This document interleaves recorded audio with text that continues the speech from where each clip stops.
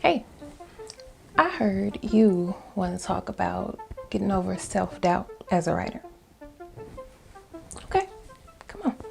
You want to know what I think? I'll tell you what I think. I think that I am not a licensed therapist and am in no way qualified to tell you how to get over self-doubt. I mean, I'm sure there's a way to do it, but I'm not qualified. I don't have any experience with that emotion because self-doubt is something that I constantly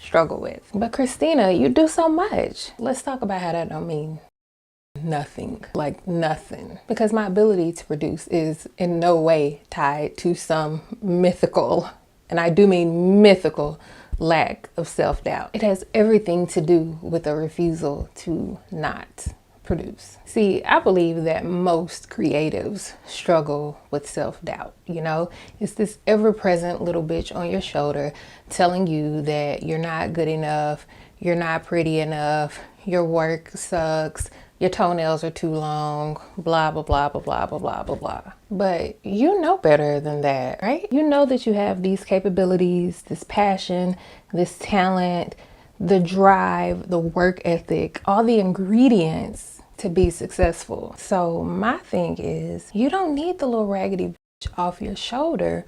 What you need is to be able to tune her out just long enough to get stuff done, and not even to get it done, to put it out, because that's the problem, right? Well, it's one of the problems. Like, it's twofold. One of them is pushing through the self-doubt enough to produce. The other is putting out what you produce. And I think that for the most part, I think most people struggle more. And I think that it's hard to get to the level of putting it out if you're crippled by the fear of putting it out.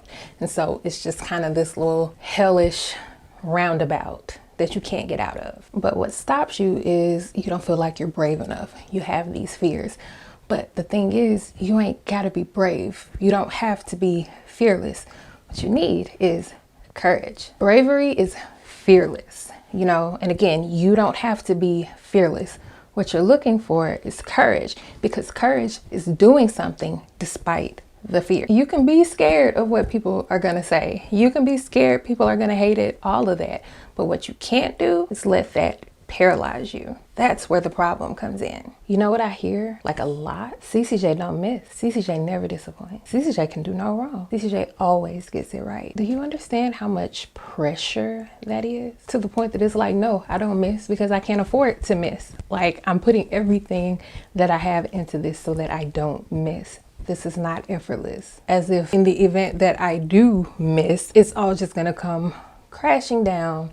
Game over, career over, all of that. But the thing is, so much of what y'all see me doing does not get the results that I wanted. Like, not even close. And not only that, I was terrified to do it, but I did it anyway. Even though sometimes it doesn't go well. I drew my little cute design, what I thought was a cute design, printed Christmas card. Barely anybody cared. The stickers and stuff, barely anybody cared. I put so much attention to detail and love and passion and all of that into hand drawing those little designs, all this stuff from the high, very mediocre response. And I learned from it. You know, I may or may not do something like that again, but I learned from it. And okay, I didn't get the response that I maybe wanted or maybe thought that I would get. I didn't get that.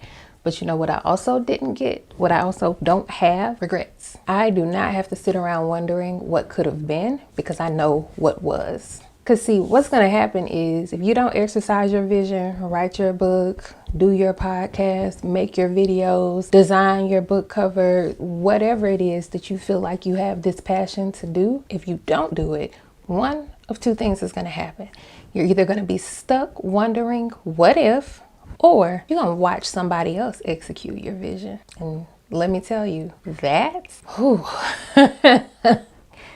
hurts. Because I promise you, whatever idea you have, however unique and original and all of that you think it is, it's not.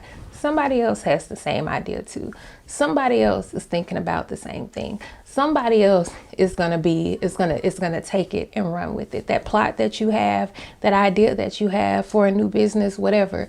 somebody else is going to do it too. You're not going to be the first and you're not going to be the last. Somebody else is going to do it too. So you got to decide, are you going to be among the first, or are you going to be just watching them do what you wanted to do? Did you notice how I just messed around and almost put one of my insecurities on y'all? Let me explain. See, I've watched other people do things that I had an idea of months, but sometimes years before they ever did anything publicly about it.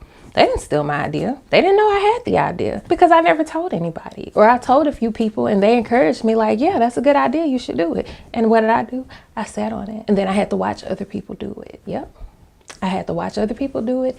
And to make it even, I had to watch them not do it as good as I would have done it. But does that matter? No. Because did you do it? Everybody has ways that they think, oh, I could do that better. But did you do it? Did you do it? Then what you talking for? What you hating for? I'm going to tell you why you talking, why you hating. Even if it's just, it ain't got to be that that you hopped in anybody's inbox and said anything to anybody else. Just even in your head. You're doing it because you wish that was you. You wish that was you. Maybe not exactly the way they did it, but a way. And you wish that it was you. You want to know the biggest haters in review? And I'm not talking about just people who didn't like the book. I'm talking about haters in review, people who wanted to be writers. And a lot of them are so bitter that they never did it, that they can't push through it to do it, that all they can do is take that bitterness out on other people. Don't be that person. Don't be that person. You want to know where else you messing up? You're scared to fail in front of folks. I talked about this before in my book flopped. Now what is the name of that video? Very similar themes here.